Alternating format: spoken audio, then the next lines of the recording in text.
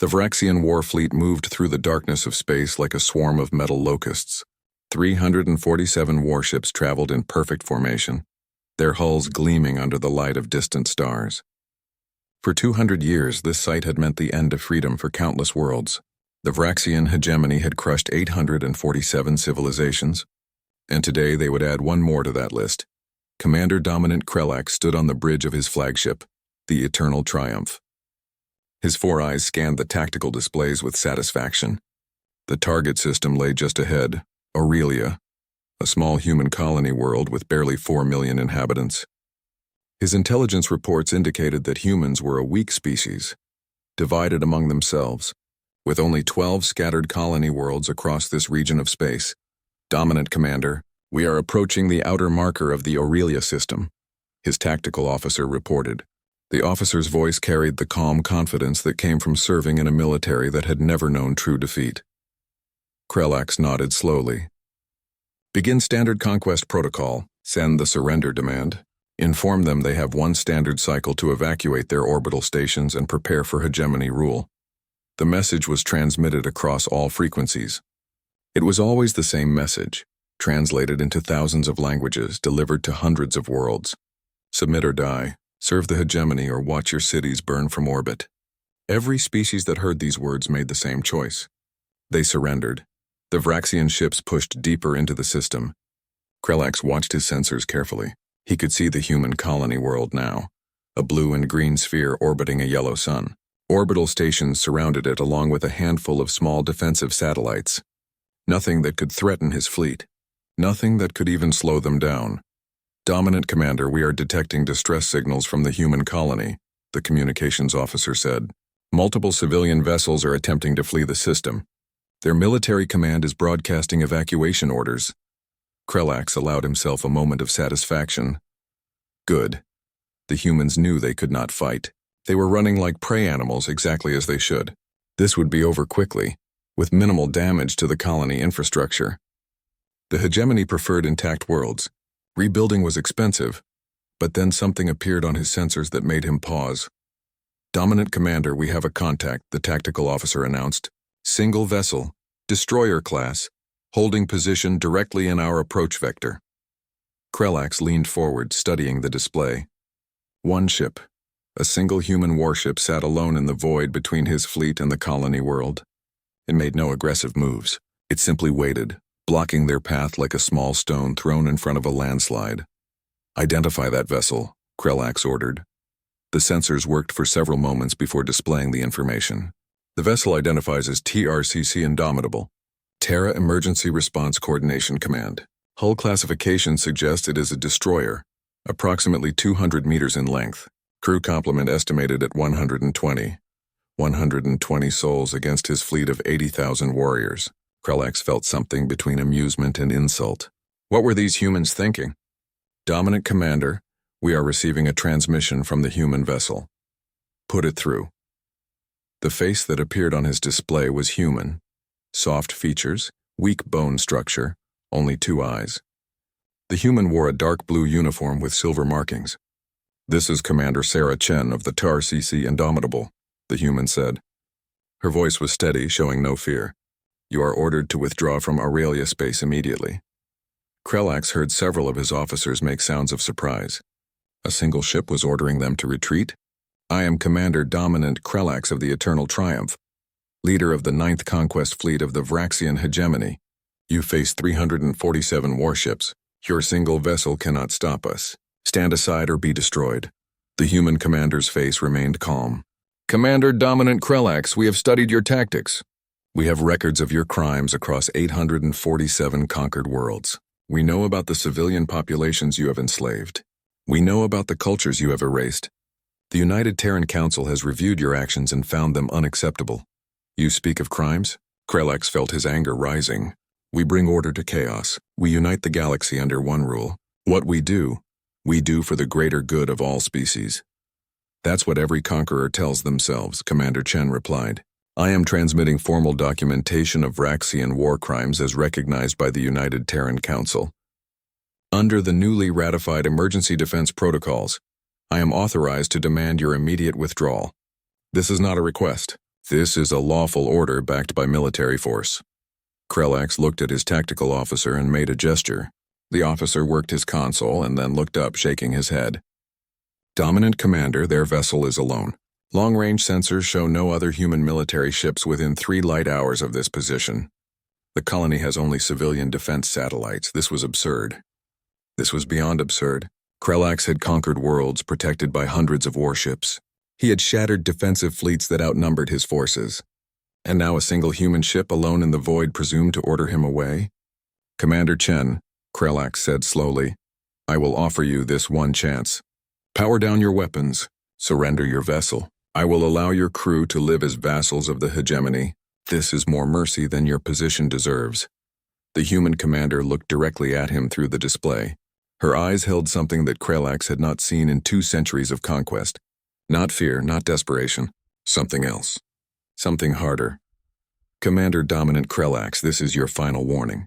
Any hostile action against Aurelia or any human vessel will be met with absolute force. You have 10 minutes to begin your withdrawal. After that, we will consider your fleet to be in violation of territorial space and act accordingly. The transmission ended. Silence filled the bridge of the Eternal Triumph. Krelax's officers looked at each other uncertainly. In 200 years of conquest, nothing like this had ever happened. Species begged for mercy. They negotiated for time. They surrendered or they fought desperately and died. But they never issued warnings. They never spoke as if they held power. Tactical analysis, Krelax ordered. His tactical officer brought up detailed scans of the human destroyer. The vessel is primitive by our standards, Dominant Commander. Fusion drive system approximately 15 years old. Hull armor is basic composite plating. Weapons appear to be kinetic mass drivers and missile tubes. Point defense systems are present but limited. Our ships possess superior shielding, superior weapons, and superior speed. By every calculation, this single vessel poses no threat to our fleet. Krelax made his decision. This human needed to learn the price of defiance. More importantly, all the human colonies needed to see what happened when someone stood against the hegemony. Detach the 52nd Strike Wing. Destroy that vessel. Make it quick and make it visible. I want every human in this system to see what happens to those who resist us. 50 Vraxian warships broke formation and accelerated toward the lone human destroyer. Krelax watched his displays with satisfaction. In moments, this foolish human commander would be nothing but expanding debris. Her crew would die and the humans would remember that resistance was futile. The Indomitable did not run. It did not fire. It simply held its position. As 50 warships closed in for the kill, then, the human ship transmitted a single burst of encrypted data that lasted less than 3 seconds, and the space around. Krelax's fleet tore itself apart. The transmission from the Indomitable had lasted exactly 2.7 seconds. In those seconds, something changed. Commander Dominant Krelax stood frozen on his bridge as his sensor displays suddenly filled with new contacts. 40 ships. 40 human warships appeared from nowhere, materializing from the darkness as if they had been ghosts waiting for this exact moment. His sensors showed they had been there all along, running in complete silence, their systems powered down to minimum levels. For 3 days, these vessels had floated dead in space while his fleet approached, and his sophisticated Vraxian sensors had detected nothing. Defensive formation, Krelax roared. All ships, combat protocols now. The bridge of the Eternal Triumph erupted into controlled chaos as officers rushed to respond. Krelax watched his beautiful formation scatter as ship captains reacted to the sudden threat. His 347 vessels began moving into defensive clusters, but the discipline and order of moments ago had vanished. The human ships were already moving. They did not form neat battle lines like civilized warriors. They moved in small groups, 5 or 6 ships working together, darting through the gaps in the Vraxian formation like predators that had practiced this hunt many times before. Tactical report, Krelax demanded. His tactical officer's voice shook slightly. Dominant Commander, we are tracking 40 human military vessels. Hull classifications match destroyer and cruiser-class ships. They are operating in coordinated groups. Dominant Commander, they are not attacking randomly. They are targeting our command ships and logistics vessels. Of course they were. These humans fought like they had studied Vraxian tactics for years. They knew exactly where to strike to cause maximum disruption.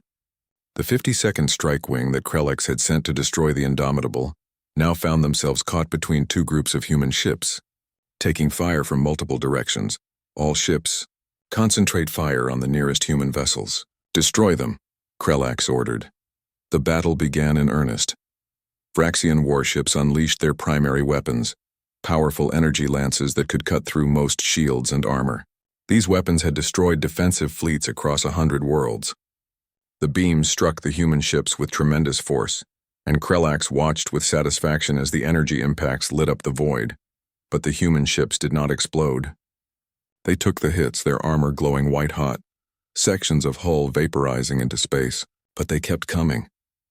Dominant Commander, our energy weapons are less effective than projected, the tactical officer reported. The human ships appear to have optimized their armor for energy absorption and dispersal.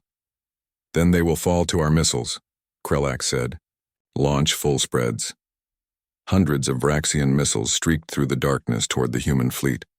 These missiles were fast, maneuverable, and carried warheads powerful enough to crack a planet's crust. No ship could survive a direct hit from a full spread.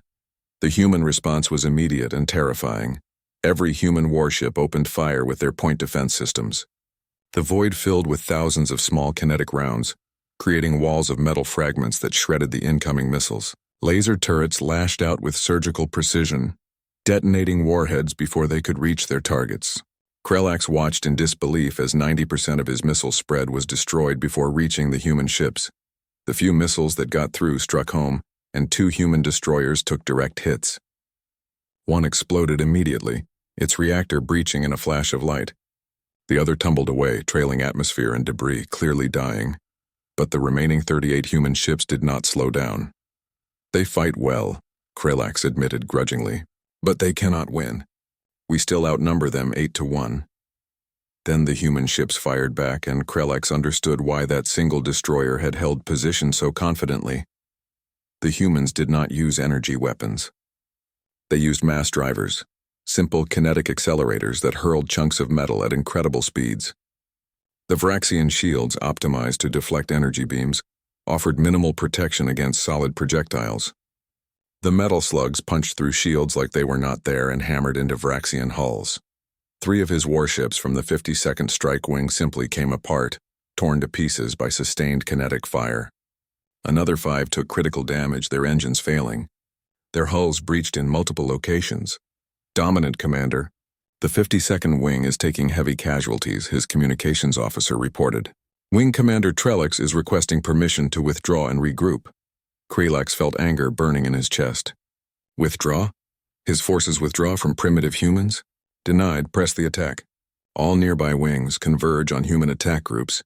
Overwhelm them with numbers. More Vraxian ships moved to engage. The space around Aurelia became a maze of weapons fire, explosions, and dying ships. Krelax watched his displays carefully, analyzing the battle. Yes, his ships were taking losses, but the mathematics still favored him. For every human ship destroyed, he could afford to lose 10 Vraxian vessels. It was brutal, but it would work. Except the humans were not fighting like any species he had encountered before. They did not maintain neat formations. They did not retreat when damaged. They fought like each ship was willing to die if it could take 2 enemy vessels with it. When human ships took critical damage, they did not try to escape. They pushed forward, using their dying moments to inflict maximum casualties. One human cruiser, its hull torn open and leaking atmosphere, accelerated directly into a Vraxian battleship. The collision destroyed both vessels instantly. Dominant Commander, these humans fight without regard for their own survival, his executive officer said, his voice filled with confusion. Their tactics are suicidal. No, Krelax said slowly, beginning to understand. Not suicidal, desperate. They know they cannot win a prolonged engagement, so they fight to make us pay the highest price possible for this system. Another group of human ships tore through his left flank, their concentrated fire destroying 6 Vraxian frigates in less than a minute. The Tier CC Indomitable, that single destroyer that had blocked his path, was in the center of the heaviest fighting. Commander Chen's ship had taken terrible damage. Its hull was scarred and burned, entire sections were missing, and it vented atmosphere from a dozen breaches. But it was still fighting. Krelax watched as the Indomitable positioned itself between a damaged human cruiser and 3 of his attacking ships. The destroyer took hits meant for its companion vessel, absorbing punishment that should have destroyed it twice over. Its crew kept fighting even as their ship was dying around them. "Target that destroyer," Krelax ordered. "The Indomitable. I want it destroyed immediately." 20 of his ships concentrated their fire on the human destroyer. Energy lances and missiles converged on the small vessel. Commander Chen's ship staggered under the assault, entire sections of hull vaporizing into space. The Indomitable fired back until its weapons fell silent one by one. But it had bought time for the damaged cruiser to escape, and it had taken 20 of his ships out of position to accomplish its destruction. Except the destroyer did not die. The human ship, more wreckage than vessel now, somehow managed to limp back toward its fleet. Krelax could see through his sensors that the destroyer had no main power, no weapons, and minimal life support, but its crew was still alive. They were still trying to fight. "What kind of species builds ships that refuse to die?" his executive officer whispered. The battle continued for 3 more hours. By the end, Krelax had lost 127 ships. Another 43 were so badly damaged they could not fight. Nearly a quarter of his fleet was gone or crippled. The humans had lost 19 ships destroyed and 11 more damaged beyond the ability to fight, but the remaining vessels held the field. For the first time in 200 years, a Vraxian conquest fleet was forced to retreat. Krelax gave the order, and his surviving ships withdrew from Aurelia space. As they fled, he watched that impossible human destroyer being towed away by its companions, still refusing to die even when it should have been nothing but debris. Commander Dominant Krelax sat in his command chair and stared at his displays. The Vraxian hegemony had just suffered its first defeat, and the humans, those weak divided primitives, had been the ones to hand it to them. The news of the Battle of Aurelia spread through human space like a fire in dry grass. Within hours, every human colony knew that one fleet had stood against the Vraxian hegemony and won. Within days, the entire galaxy was talking about nothing else. Admiral James Okonkwo stood in the command center of Terra Station, watching the reports come in from across human territory. He was a tall man with gray hair and dark skin marked by years of military service. His uniform was simple and practical, unlike the decorated costumes worn by many other species' military leaders. He did not need medals to remind him of the cost of war. "Play the transmission again," he said quietly. The holographic display showed footage from the battle. He watched the Indomitable take hit after hit, watched it refuse to die, watched Commander Chen and her crew fight beyond the point where any reasonable person would have surrendered. 23 crew members had died on that ship. 97 had survived, many with terrible injuries. "She bought us time," said Captain Maria Rodriguez, his chief of staff. Commander Chen held them in place long enough for the Third Strike Fleet to get into position. "Without her, the Vraxians would have simply bypassed our ambush. And now she is being called a hero across all human worlds," Admiral Okonkwo said. "Which she is. But being heroes will not save us from what comes next." He pulled up another display showing current intelligence estimates. The numbers were grim. The Vraxian hegemony controlled more than 800 worlds. Their military numbered in the millions of ships. The force that had attacked Aurelia was just one conquest fleet out of dozens. "They will come back," Captain Rodriguez said. "And when they do, they will not send 300 ships. They will send 3,000. "I know," Admiral Okonkwo said. He had spent the last 3 days reading everything humanity had managed to learn about the Vraxian hegemony. The picture was clear and terrifying. The hegemony was vast, ancient, and had been conquering worlds for longer than humans had been traveling in space. But the more he read, the more he saw a pattern. "Pull up the records of every world the Vraxians have conquered," he ordered. "I want to see how those battles went." Captain Rodriguez worked her console and the display filled with data. 847 worlds, spanning 200 years of conquest. Battle reports when they existed told a consistent story. "Look at this," Admiral Okonkwo said, pointing to the patterns. "Every single world that faced the hegemony surrendered within days. Most never fought at all. Those that resisted were crushed in hours. Because the Vraxian fleets are massive," Captain Rodriguez said. "They show up with overwhelming numbers. Most species simply cannot match that kind of military power." "No," Admiral Okonkwo said slowly, his mind working through the implications. "Look closer. Look at what kinds of worlds they conquered. Artists, scientists, traders. Peaceful civilizations that built great cultures but small militaries. The Vraxians have been conquering sheep for 2 centuries. Captain Rodriguez leaned forward, studying the data with new eyes. You are saying they have no experience fighting against a real military power? I am saying their entire doctrine is built on psychological warfare. They arrive with huge numbers, make a show of force, and civilizations surrender because fighting seems hopeless. But Aurelia proved something important. Admiral Okonkwo pulled up footage of the battle again. When someone actually fights back, their tactics are rigid, predictable. They have standard formations, standard attack patterns. They are not used to adapting because they have never had to adapt. But they still have the numbers, Captain Rodriguez said.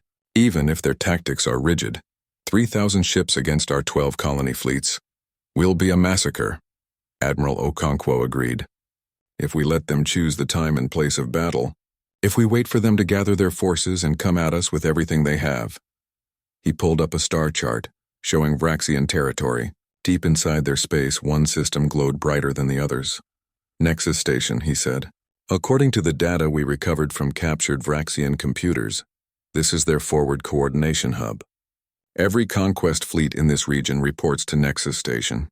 All their logistics, all their planning, all their command and control flows through that facility. Captain Rodriguez stared at the display. You want to attack it? That is deep in Vraxian space. We would be outnumbered 100 to 1. If we wait for them to organize a proper response to Aurelia, we will face impossible odds anyway, Admiral Okonkwo said. But right now, today, they are in chaos. They just suffered their first defeat in 200 years. Their admirals are arguing about how this happened. Their leadership is trying to understand how a primitive species bloodied their nose. They are looking inward, not outward. So we hit them while they are confused, Captain Rodriguez said, beginning to understand. We hit them hard and we hit them where it hurts most, Admiral Okonkwo confirmed. We destroy Nexus Station, cripple their ability to coordinate their fleets and force them to negotiate instead of retaliate. It is a desperate plan. Many ships will not come back. Maybe no ships will come back. But it is the only chance I see for humanity to survive what comes next. The door to the command center opened, and Commander Sarah Chen entered. She moved slowly, her left arm in a medical support frame, her face marked by burn scars that the doctors had not yet treated fully. She had been ordered to remain in medical care for another week, but Admiral Okonkwo was not surprised to see her. Officers like Chen did not stay in hospital beds when there was work to be done. Commander Chen, Admiral Okonkwo said, you should be resting. I heard rumors about a deep strike mission into Vraxian space, Chen said, her voice rough. I want to volunteer the Indomitable and whatever crew members are fit for duty. The Indomitable is not fit for duty, Captain Rodriguez said gently. Commander, your ship barely made it back to dock. The damage is extensive. Then repair what can be repaired and patch the rest, Chen said. That ship held against 300 Vraxian vessels. She will hold again. Admiral Okonkwo studied the young commander. She was 29 years old, had never expected to see combat, and had lost nearly a quarter of her crew in one battle. By all rights, she should be traumatized, broken, questioning whether she could ever fight again. Instead, she stood before him asking for another mission. Why? He asked simply. Chen met his eyes. Because the Vraxians need to learn something important. They need to learn that humans do not quit. They need to learn that if they come for our worlds, we will come for theirs. They need to learn that we are not prey. You understand this mission might be one way, Admiral Okonkwo said. We will be striking deep into enemy territory. Even if we succeed, getting out will be difficult. Many ships will be lost. I understand, Admiral. And you are willing to take that risk? To ask your crew to take that risk? Commander Chen smiled, and there was something fierce in that expression. Sir, my crew pulled themselves out of a dying ship, patched their wounds with medical tape, and asked when we would get back in the fight. The answer is yes, we will take that risk, Admiral Okonkwo nodded slowly. He looked at Captain Rodriguez, who gave him a small nod of agreement. Very well. We launch Operation Broken Spear in 72 hours. 20 ships, the best we have. The objective is Nexus Station. We go in fast, we hit hard, and we show the Vraxian hegemony that humans are not another species to be conquered. We are wolves, and wolves bite back. Across human space, ships prepared for war.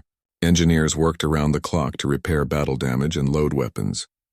Crews said goodbye to families knowing they might not return. And in the shipyard, welders and technicians swarmed over the hull of the Indomitable, putting the broken destroyer back together one plate at a time. The Vraxians had conquered 847 worlds with ease. They had built an empire on the fear of their overwhelming numbers. They had never faced a species that had spent centuries fighting itself, learning bitter lessons about warfare and conflicts that spanned solar systems. They were about to learn the difference between conquering the peaceful and fighting the desperate. Commander Dominant Krelak stood in the Hall of Dominance, waiting for judgment. The hall was vast, built to remind lesser beings of their insignificance before the power of the hegemony. Pillars of black stone rose 50 meters to a ceiling covered in golden stars representing conquered worlds.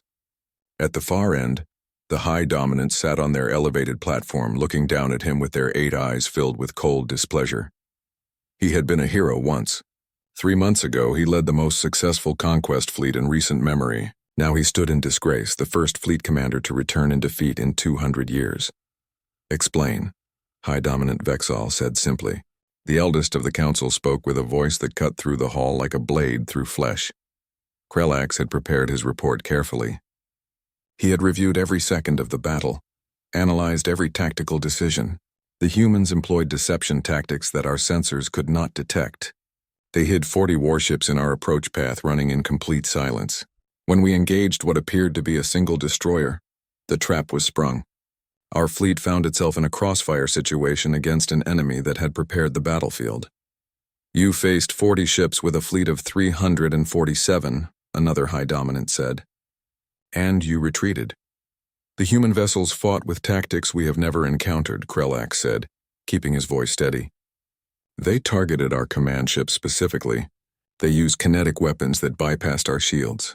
Their point defense systems destroyed our missiles with 90% efficiency, and most concerning, High Dominance, they fought without regard for their own survival. Their ships continued attacking even when critically damaged.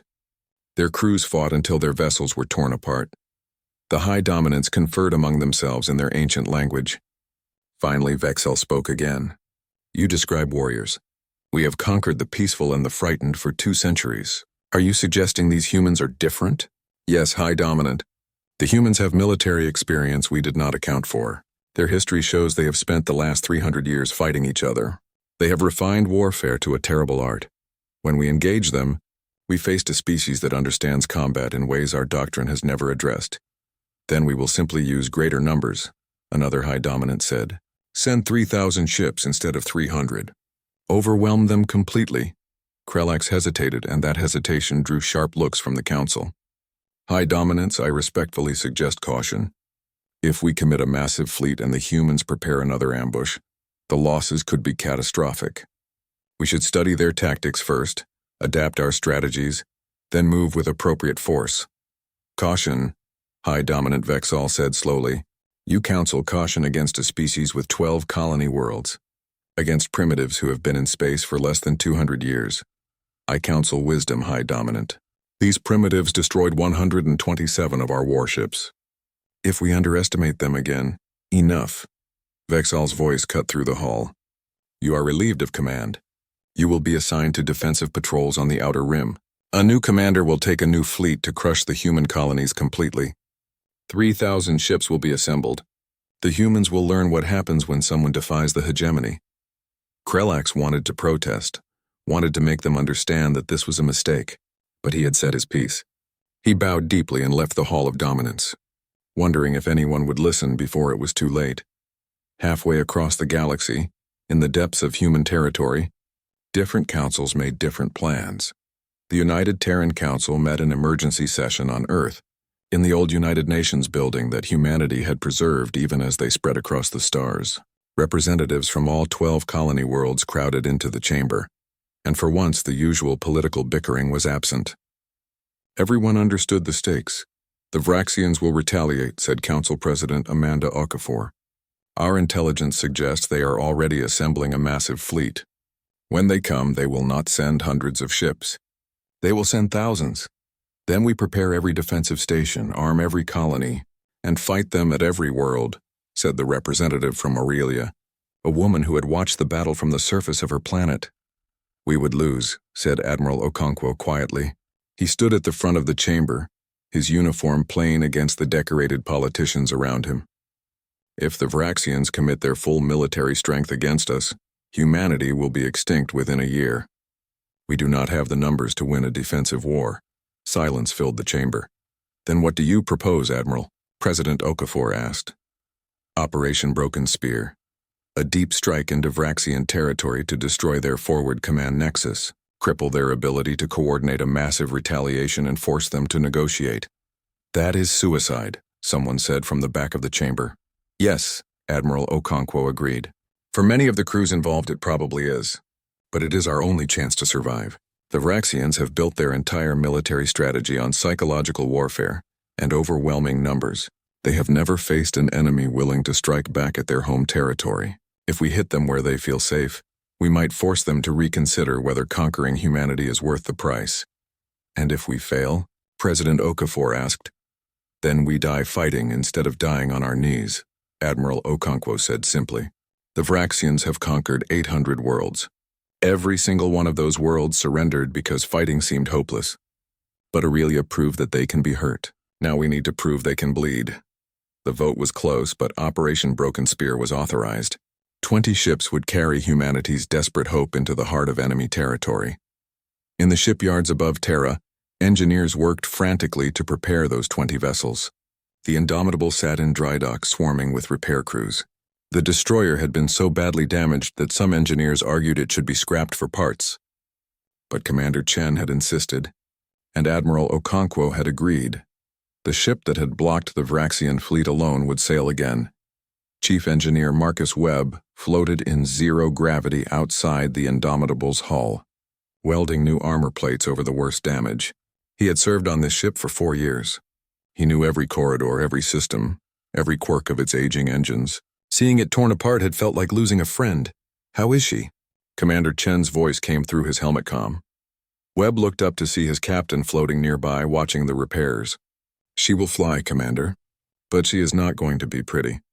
We are patching holes with whatever we have available. Half the secondary systems are still offline, and the main reactor has stress fractures that make me nervous.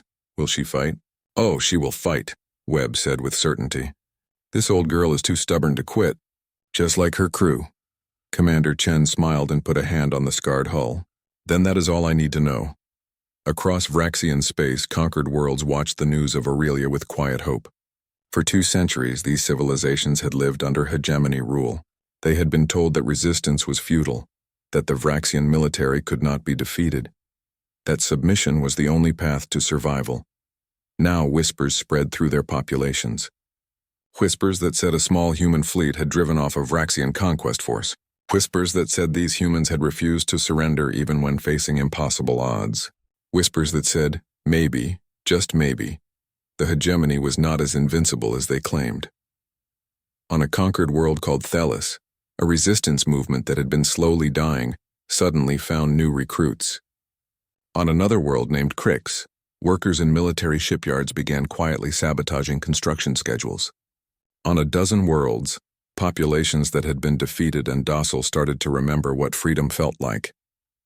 The Battle of Aurelia had been a small engagement in the grand scheme of galactic politics. 20 human ships had fought off a Vraxian fleet and survived.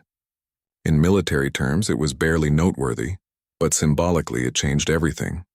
The Vraxian hegemony had built an empire on fear and inevitability. They had conquered world after world by making resistance seem hopeless. Their greatest weapon was not their fleets, but the certainty that fighting them would only lead to death and destruction. Humanity had shattered that certainty. They had shown that the hegemony could be hurt, that their ships could be destroyed, that their conquest fleets could be turned back. Admiral Okonkwo understood this as he stood in the command center, watching the final preparations for Operation Broken Spear. This mission was not just about destroying Nexus Station. It was about proving that humans would not submit. It was about showing every conquered species in the galaxy that resistance was possible. 20 ships against an empire, 20 crews volunteering for what might be a one-way mission, 20 captains willing to take their vessels into the deepest darkness for one chance to strike back. The Vraxians had conquered worlds with ease. They had built their empire on the backs of the peaceful and the frightened. But they had never faced humans before. They had never faced a species that had spent centuries learning how to fight, how to survive, and how to turn desperation into strength. Operation Broken Spear would launch in 24 hours. The Vraxian hegemony was about to learn what happened when wolves decided to hunt. 20 human warships hung in the darkness at the edge of Vraxian space. They had traveled for 6 days through unmapped territory, using captured navigation data, and taking risks with their faster-than-light drives that made their engineers nervous. Now they sat silent, running on minimal power, preparing for what would likely be their final mission. Commander Sarah Chen stood on the bridge of the Indomitable, watching her crew work. They moved with quiet efficiency, checking weapons systems and running final diagnostics. Many of them still bore injuries from the Battle of Aurelia. Medical had cleared them for duty, but Chen knew they were not fully healed. None of them were, but they were here. Every single one had volunteered to come back. "All ships report ready, Commander," her communications officer said. Lieutenant James Park had a bandage on his neck, covering burns from an electrical fire during the last battle. He had been offered a desk assignment. He had refused. "Signal Admiral Okonkwo. Strike Force Delta is ready to proceed." The Admiral's face appeared on her display. He looked tired, older than his years. "Commander Chen, last chance to back out. This mission is voluntary. No one will think less of you or your crew if you choose to return home. With respect, Admiral, we did not come this far to turn back now." Admiral Okonkwo smiled slightly. "I did not think you would, but I had to ask. All ships, this is your final briefing. Our target is Nexus Station, the forward coordination hub for all Vraxian military operations in this region. Intelligence suggests the station is defended by approximately 200 warships, with reinforcements available within hours if we are detected. Our mission is to destroy the station's primary reactor and cripple their command and control capabilities. We go in fast, we hit hard, and we get out faster." Questions? "Rules of engagement?" someone asked. "Defend yourselves, destroy the station, but avoid civilian casualties whenever possible. We are not the Vraxians. We do not kill innocents to prove a point. Anything else?" Silence. "Then let us show them what humans are made of. Operation Broken Spear is go. May fortune favor the bold." The transmission ended and the 20 human ships began their attack run. They accelerated toward Nexus Station at full burn, knowing that stealth was no longer possible. They would be detected within minutes, and then the real fight would begin. Chen watched her tactical display as the station appeared. Nexus Station was massive, a construct of metal and force fields that orbited a gas giant deep in Vraxian territory. Hundreds of ships docked at its arms. Energy signatures indicated reactor cores powerful enough to supply an entire planet. This was not just a military base. This was the nerve center for Vraxian expansion in this entire region of space. "Hostile contacts," Lieutenant Park announced. 187 ships breaking orbit from the station. "They are moving to intercept." "Here we go," Chen said quietly. "All weapons free. Target their heavy cruisers first. We need to break through their defensive screen." The human ships hit the Vraxian fleet like a hammer. They did not slow down or try to engage in a prolonged battle. They drove straight through the defensive formation, firing as they came, accepting damage to maintain momentum. Their objective was not to destroy the defending fleet. It was to reach the station. 3 human destroyers died in the first 5 minutes, overwhelmed by concentrated fire. But their sacrifice opened a gap in the Vraxian lines. The remaining 17 ships pushed through, taking hit after hit, their armor glowing white-hot from energy weapons. The Indomitable shook as a missile barrage slammed into its port side. Explosions rippled through the lower decks. Chen felt the ship shudder beneath her feet. "Hull breach on decks 4 and 5, her damage control officer reported. "Sealing compartments. We have casualties. Keep us moving," Chen ordered. "We are almost through." The human fleet burst through the defensive perimeter and accelerated toward Nexus Station. The massive facility loomed before them, its weapons platforms beginning to track their approach. More Vraxian ships were launching from the docking arms, scrambling to reinforce the defenders. "All ships, concentrate fire on the primary reactor complex," Admiral Okonkwo ordered over the fleet channel. "Everything we have." 20 ships became 17. 17 became 14 as Vraxian fire tore through human hulls. But the survivors reached firing range and unleashed everything they carried. Kinetic rounds hammered into Nexus Station shields. Missiles streaked through the void, point defense fire trying desperately to stop them. Nuclear warheads detonated against the station's armor, creating blooms of light and radiation. The station's shields began to fail under the sustained assault. Sections of armor plating blew away, exposing the delicate systems beneath. Human ships pressed their attack, pouring fire into the breaches, targeting the reactor complex that powered the entire facility. "We are not getting through fast enough," Admiral Okonkwo said over the command channel. Chen could hear explosions in the background of his transmission. The Admiral's flagship was taking heavy damage. "The Vraxians are bringing more ships. We need to finish this now." Chen looked at her tactical display. The human fleet was down to 12 ships, half their number gone. The Indomitable had lost 2 of its 3 main engines. Hull breaches covered its frame. Her crew was fighting fires on 3 decks. They would not survive much longer. She thought about her crew, thought about the young lieutenant who had signed on right out of academy, the chief engineer who had spent 4 years keeping this old ship running, the damage control teams working in sections exposed to vacuum, wearing emergency suits and refusing to give up. They had come here knowing they might not go home. Every single one of them had made that choice. Chen activated the ship-wide comm. "All hands, this is the captain. Prepare for emergency evacuation. All personnel to escape pods immediately. Captain?" Her executive officer said, confusion in his voice. "Get everyone off the ship," Chen said quietly. "That is an order. What are you going to do?" Chen looked at the tactical display, calculating vectors and relative velocities. The Indomitable was badly damaged, but its engines still worked. Its reactor still held power. And its course would take it very close to Nexus Station's primary reactor complex. "I'm going to finish the mission," she said. "Now go, get our people to the pods." Her executive officer stared at her for a long moment, then saluted sharply. "It has been an honor, Captain." The crew evacuated quickly, practiced and professional even in crisis. Chen watched the indicators as escape pods launched from the dying destroyer, each one carrying precious lives away from what was about to happen.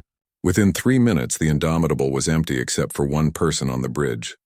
Commander Sarah Chen sat in her captain's chair and adjusted course manually. She aimed the destroyer directly at the heart of Nexus Station, at the reactor complex that powered the entire facility. Around her, the other human ships saw what she was doing and adjusted their fire, clearing a path through the defensive platforms. "Commander Chen, what are you doing?" Admiral Okonkwo's voice came over the comm, urgent and alarmed. "Completing the mission, Admiral. Thank you for the opportunity to serve. Sarah, you do not have to do this. We can find another way."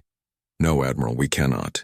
This is the only way to guarantee the station's destruction. Tell my crew they did their duty better than I could have asked. Tell humanity that the Indomitable lived up to its name." Chen out. She cut the transmission before he could respond. The destroyer accelerated, pushing its damaged engines to maximum. Vraxian fire tore into the ship, but it no longer mattered. Nothing could stop her momentum now. In those final seconds, Chen thought about the blockade at Aurelia, about holding position alone against 300 warships, about the moment she had transmitted the signal that brought the hidden fleet into battle.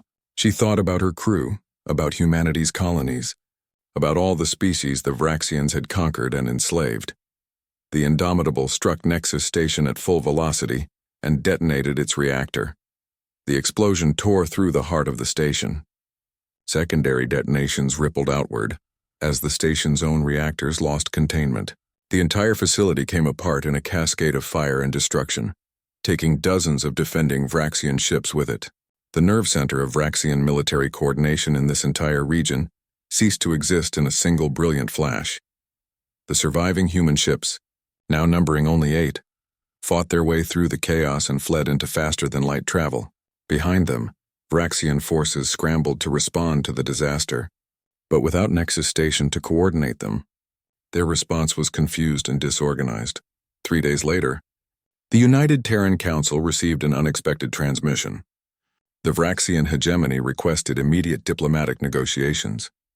The message was terse and formal, but its meaning was clear. The hegemony was willing to talk. Admiral James Okonkwo sat in his office on Terra Station, reading the diplomatic dispatches. The Vraxians were offering a ceasefire. They would withdraw from human space. They would even consider allowing some of their client worlds autonomy, if those worlds requested it. In exchange, humanity would agree to cease offensive operations. It was more than anyone had dared hope for. Operation Broken Spear had worked. The price had been terrible. 12 ships destroyed, hundreds of crew lost.